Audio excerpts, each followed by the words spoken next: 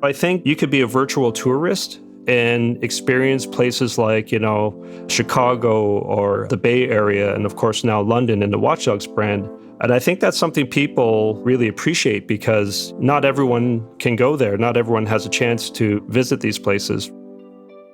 This is Charles Adam Foster Simard from Ubisoft.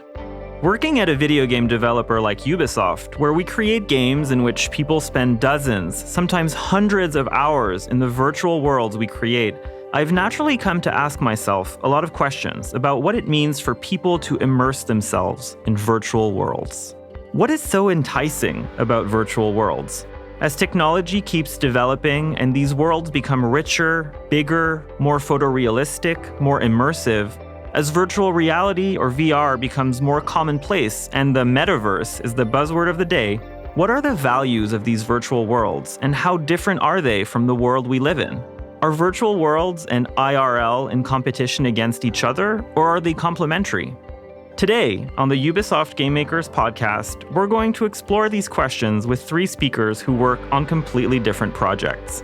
Our first stop in the real world is in Toronto, Canada, to talk with art director Patrick Ingoldsby. But in the virtual world, we're headed to a dystopian, near-future version of London that was featured in the game Watch Dogs Legion, which came out in 2020.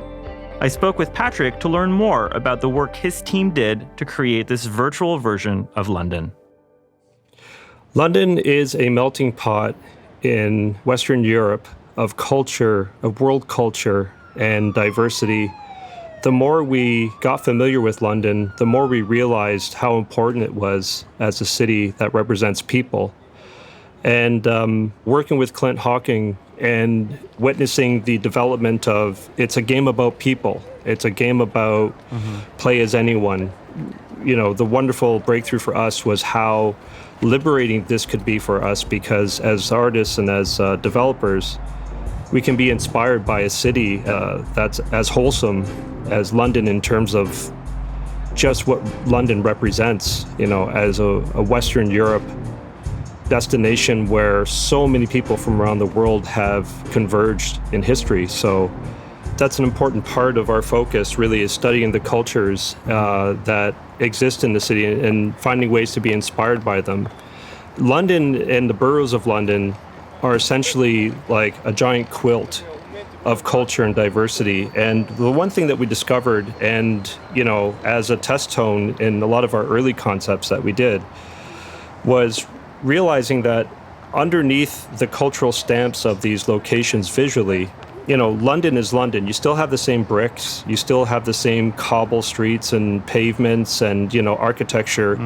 However, when you go into certain key districts like Camden or Brixton, or even sections of Tower Hamlets, where, you have a concentration of occupational types or diverse culture types, you see that stamp on the world.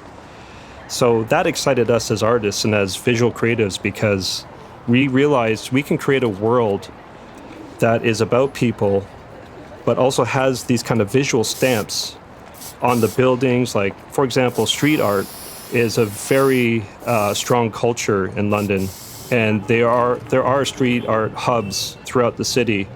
And what's interesting is sometimes, even when you go to places like Brixton, that street art ends up also representing and echoing the people who historically have converged there over time. Like, for example, during the Windrush historical event where a lot of people and folks from the Caribbean came and to live in London, it really had an impact on the environment. So for Patrick and the Watch Dogs Legion team, bringing their near-future version of London to life was really about representing the inhabitants of that London and the diversity of its population. And that makes sense. The game's defining gameplay feature is that you can literally play as anyone. Anyone you see in London can become a playable character. So in a way, you could say that this virtual world is made up first and foremost not of the buildings and streets and monuments of the city, but of the characters who inhabit it. But how about delving into a world that's essentially geographical or even topographical in its approach? That's the case with Riders Republic, an extreme sports game in which players can explore a huge open world inspired by 7 American national parks, on dirt bikes, skis, snowboard, and even a rocket suit. To find out more, I talked with Renaud Persson, who's based at the game's lead studio, Ubisoft Annecy. As world director, and that's surely one of the best job titles we have at Ubisoft, Renaud's role was to lead the team that designed and produced the playable surface of the game. His team's challenge was to handcraft a world based on real, natural landscapes. To be honest, that work was really a jubilee one, because first of all, we started from 22 regions that we selected, and we had to come down to be able to release them. And to reproduce them, actually, we used realistic altimetric data, which precision are 7 meter by 7 meter by 7 meter. And thanks to that, we reproduced this geology by stitching them, as you said, together, which was not an easy thing, because actually we had to modify, for instance, their orientation or their altimetry, which is not exactly the same than in reality. So correct me if I'm wrong, but it's basically the geography or the geology of these parks or the sections of the parks that you're choosing are accurate to a 7 meter by 7 meter pattern on the ground. Yeah, so we are using that accuracy of 7 by 7 by 7 meters to reproduce the world, but actually it's not enough because we don't have all the precision of the granularity of the terrain. So on top of that, we add procedural rules that will alterate and modify the skin of the surface, of the playable surface.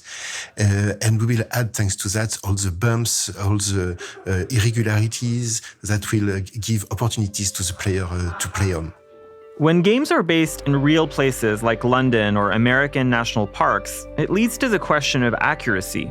How accurate do game creators feel they must be? For Renaud working on Riders Republic, it's about being faithful to the natural environment, the panoramas, the views, the major landmarks of those parks. Yosemite wouldn't be Yosemite without its sequoias, El Capitan, and Half Dome. But the degree of realism, of faithfulness, has to be dictated by the gameplay. Sometimes the team needed to tweak a few things to make sure the world they were building was simply fun to ride on.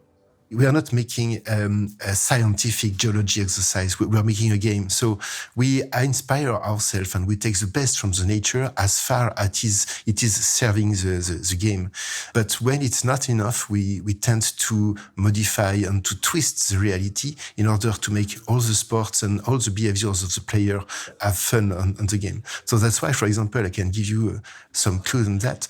I would take the example of Bryce Canyon, where actually we increased the altimetry, the amplitude of the altimetry, because the real site itself is, of course, amazing, but it's not long enough for us to have long runs. So really, we take the nature, we are as faithful as we can about the nature, but as soon as it is not enough for the game, we twist it a bit so that all the gameplay can really happen on it. Can you give me other examples of concrete areas or places that exist in real life but that you had to modify or change in order to make them fun and playable for the character? Yeah, so for example, we worked on Grand Teton, and Grand Teton is a very famous mountain where the slopes are really dangerous, and actually we increased just a bit, I think kind of 10% the slope, so that our behaviors of riding were really fun in it. It's very important for us that all behaviors are really matching with the surface we are creating, and actually that was really a very a work with a lot of proximity with the engineers of the behaviors to make the topology match with the sports we do. Mm-hmm. So here it was, for example, increasing the slope, but sometimes it's also about the population. I will take the example of the trees, for example. When speaking about sequoia, we have especially tweaked a bit the density of trees so that, first of all, you can fly in between them, but also you can ride in bike or in ski between them. So you could almost say that the world is optimized for the way that these sports are designed and the physics of the game, and vice versa. Yeah, absolutely. Actually, you put the finger on exactly what is our creed. That world would not exist if it was not been done for that game. And so all what we can do in that game deserve the perfect surface to ride on. And that's what we tried to do. As for Patrick, working on Watch Dogs Legion, although the team wanted to create a city that was recognizably London, the game's setting and genre also allowed them to be a little bit more creative. It was definitely a challenge that we had on our side. Where we started in terms of credibility and authenticity really was understanding what's postcard about London.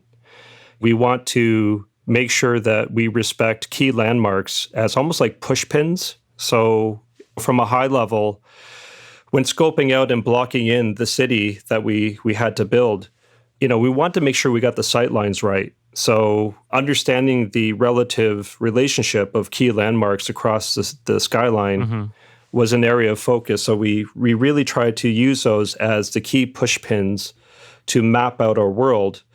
But, we also realized that, we're not going to be able to build the entire city of London, exactly the same way it is in real life. So paying attention to those key landmarks was important.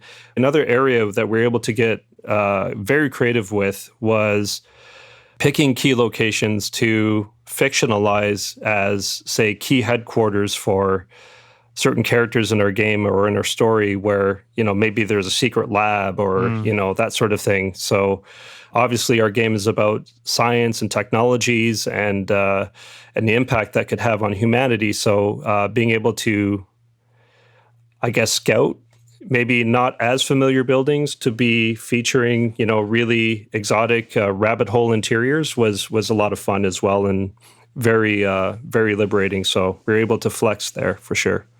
Key to creating the virtual versions of real places is research. At Ubisoft, research, be it on the ground or through books, technology, images, videos, whatever, allows teams to move more freely, to find the little nuggets of inspiration that will make the virtual world shine all that more. Sometimes it's in research, in gathering data and speaking with people on the ground that the strongest point of connection between the virtual world and the real world exists. When we were studying London, the boroughs, the cultures, the people, the kind of visual stamps that brings to the world that we're crafting, ultimately we still have to temper all these ideas and filter them through a lens of the narrative of the game, and really the lens of the brand itself. So being that Watch Dogs is a game about how humans engage with technologies, either for a greater good or to mitigate abuse, with technology.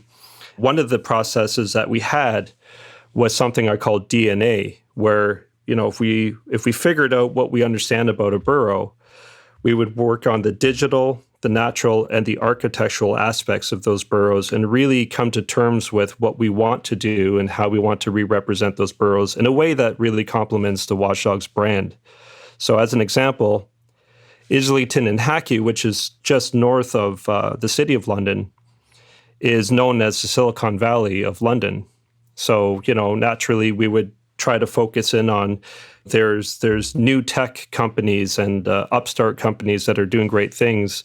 Maybe this is something we could lean on the narrative end. Whereas if you go to Camden Market, there could be some cyberpunk underground body modification type of cultures there. So understanding those sections and then again filtering them again through the DNA process so that we make sure our ideas well aligned to the Watch Dogs brand was something that I felt was extremely instrumental in even crafting our missions and crafting out all the team's understanding of how we could leverage these ideas to do them in a way that really champions the Watch Dogs canon. I have one more speaker to bring in, and that's someone called Mélanie de Ribeyrolles. Mélanie works in the new business team at Ubisoft, creating VR and AR experiences based on Ubisoft games and their worlds.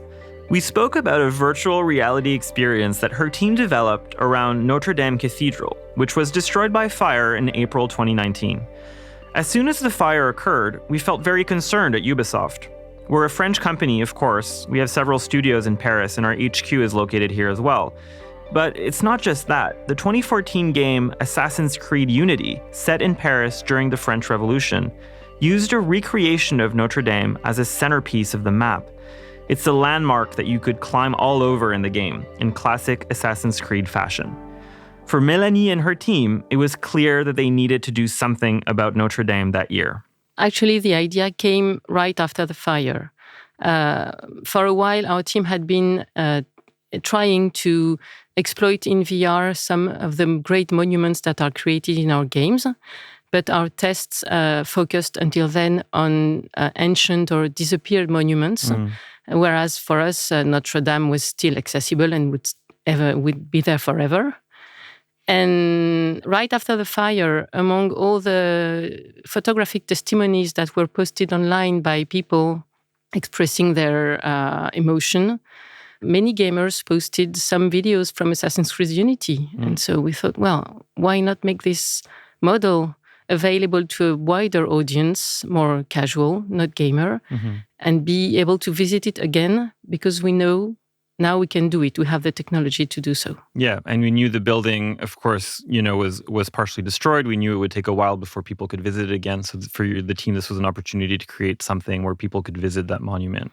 Exactly, with all the emotion of having the cathedral in a lively Parisian environment, because that's something we have in our game. And just like with a more traditional video game, the question of realism and faithfulness to reality comes into play. The model of Notre Dame from AC Unity included the cathedral's spire and gargoyles, even though these were 19th century additions. The church just didn't look like itself without them. What the new business team focused on was allowing people to visit Notre Dame and experience the building while it was inaccessible, and using a few tricks from video games to make the experience more immersive. We added a few elements such as the music from the real organ of Notre Dame de Paris, which now times the experience. We synchronized the different movement of the piece of music that we chose. That was recording in Notre Dame 6 months before the fire. Wow.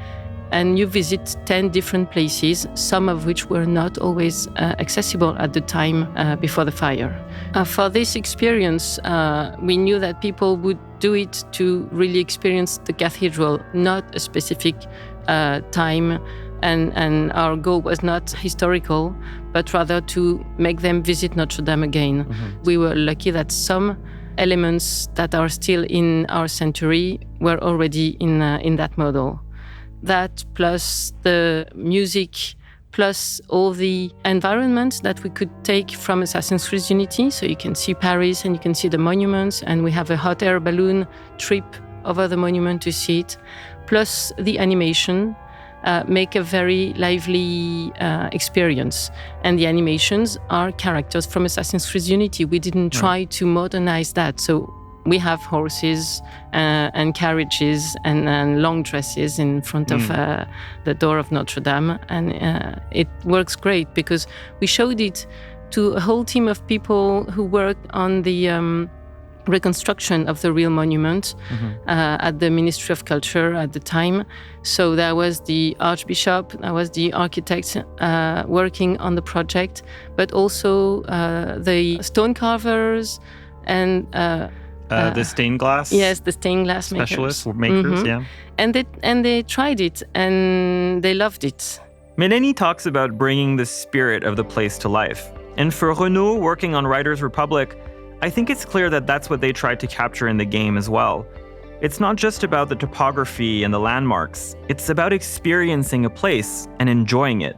So I asked Renaud, what was his favorite place in the game? It's true that there is one I love very much, which is Bryce Canyon, because I feel like having been there. Actually, when I made that trip and I spent some days in Bryce Canyon, and when I recreated it with the team, we really had the impression to be back there again. And we were very proud of that success. But also, personally, another one that I like a lot to ride on with my bike, it's Canyonlands, where there are really that desert feeling of loneliness, but also you can meet a lot of people and have a lot of challenge with them in kind of super extreme topologies with the canyons, with all the arches and each very famous place that you can encounter there. So when you're visiting these places, when you're playing the game and seeing them virtually, do you For you, does it really bring back the similar sensations to when you were there in person? Yeah, actually, I'm very proud of what we succeeded in making in that game because each region that we have done are really similar and give really the same feeling. You know, we have an expression for that, which is the spirit of the place. And I think we finally succeeded in recreating that feeling of the place, the spirit of the place, where people who has already gone there will definitely recognize this place. And we have done everything for that. And especially each landmark has been precisely reproduced, and a lot of recognized places are reproduced here. As for Patrick and the Watch Dogs Legion team, their virtual version of London was also a way to explore the future, what London might actually look like in 5-7 years' time, for better or for worse. We pretentiously tried to imagine ourselves getting into a time machine and going into London 5-6 years from now and seeing what that could be like. And I think a lot of that was paying attention to the kind of bell curve of the exponential growth of tech that we've seen in our lives personally, but also trying to predict by paying attention to what's developing today, you know, with autonomous cars, drone technology, even like playing with subdermal implants, you know, like characters in our world, they all have this little device that's magnetically attached to their temples. And the Optic Bink is a device that plays with bone induction technology so that taps into your optical nerves and people can perceive mixed reality. So what was cool about that was, as an operative, hacking the world and seeing all these UI pop-ups, that was sort of our way of justifying that idea. The question comes up, how does technology solve something in the world? And where can we shift our focus in making sure we represent these things? So, you know, you do see a lot of cars driving around in our simulation that don't have people driving them because they're automated cars en route to pick somebody up, for example. Or Wi-Fi drones. There's another example of a solution where it has sort of a twofold solution. It makes connectivity for the world a lot better for everyone. However, you know, the hidden cost of that is intelligence entities now have mobile CCTV cameras essentially at the heart of it. So sometimes hyperconnectivity can be a good and a bad thing at the same time. So we had a lot of fun with these ideas and concepts. Visually, however, you know, we were also inspired by holographic technology. And I mean, it's something that we're all familiar with today for sure, but we still don't see a lot of it, to be honest. It still feels like it's a somewhat emerging technology. Yeah, for sure. And we felt, you know, here's our chance to really show the world some ideas and concepts that could predict what the future could hold in a not too far distant future for everyone to witness in their lifetime. Although virtual worlds are built with high-end tech accessed on machines, it's not just about the future. Virtual worlds are also about the here and now. Similar to the Notre Dame VR experience that allows you to visit a site that is currently under extensive repair, Patrick talks about how some games allow for a form of virtual tourism. You can visit the world and learn about these places, experience some aspects of it without having to leave your home. I think the thing that blows my mind about what Ubisoft as a game studio does really well is we're able to build and create these experiences with very famous, well-known cities and offer them to the world where maybe some folks who don't have the means to physically explore those worlds gets a chance to virtually explore those worlds. I worked on Assassin's Creed Unity in a co-dev team, and building the French Revolution Paris was something that was interesting. And being able to visit Paris after that, I never got lost when I wandered through the city because I recognized it from all the experiences that we had developing the world and playing the game. So I think you could be a virtual tourist and experience places like, you know, Chicago or, you know, the Bay Area, and of course now London in the Watch Dogs brand. And I think that's something people really appreciate because not everyone can go there. Not everyone has a chance to visit these places for whatever reason, you know. They're too busy in their lives or they live too far away from these places. And I love the fact that we can build an impression of these worlds and give them to people to experience, almost as a virtual tourist, really.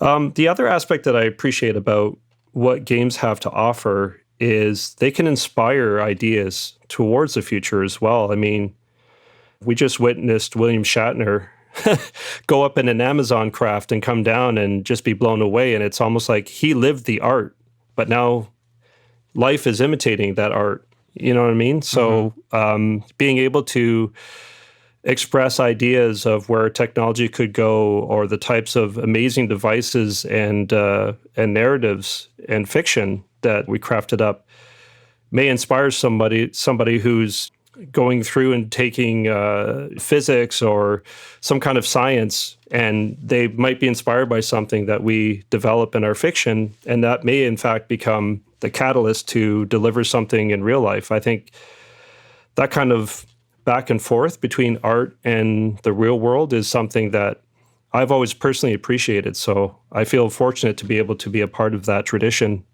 in something as modern as developing this kind of interactive media.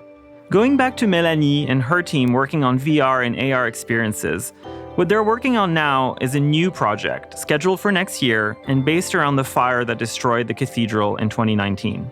In this VR experience, players will step into the shoes of a firefighter, tasked with saving the relics of Notre Dame and combating the flames that are threatening the historic building. We are working on another project in the team, quite different, because this time it takes place in Notre Dame in fire, and you're going to act as a firefighter with your teammates to save Notre Dame, and it will be an escape game.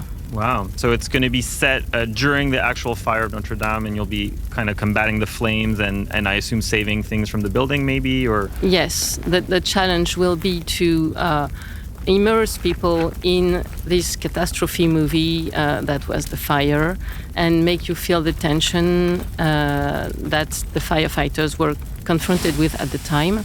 So your team is in charge of saving the holy crown. The relics? Yeah, the holy relics. And after this mission is completed, you're going to have to save the northern tower from the fire, because that's where the ultimate epic battle against the fire happened. But it's also very beautiful when you have the fire cascading from the top inside the cathedral. And we want them to feel the heroism and dedication of the teams who had to fight against the fire. Yeah. And to feel proud because they saved Notre Dame at the end. So, what is the value of these VR experiences? What can these virtual worlds offer players beyond what they can find in the real world? Well, first, not everyone can access some monuments, and you have to think that some people cannot climb or travel, and so they can access these monuments. You can make people travel in time and take them to another period where the monument was completely different. And you can also do things that are impossible in real life, or at least dangerous. You can fly over, maybe. You can jump. You can experiment the monument in a way that could not be done in real life. Go to very high places. Then you can, of course, interact in it, and that makes you live a memorable moment in the monument.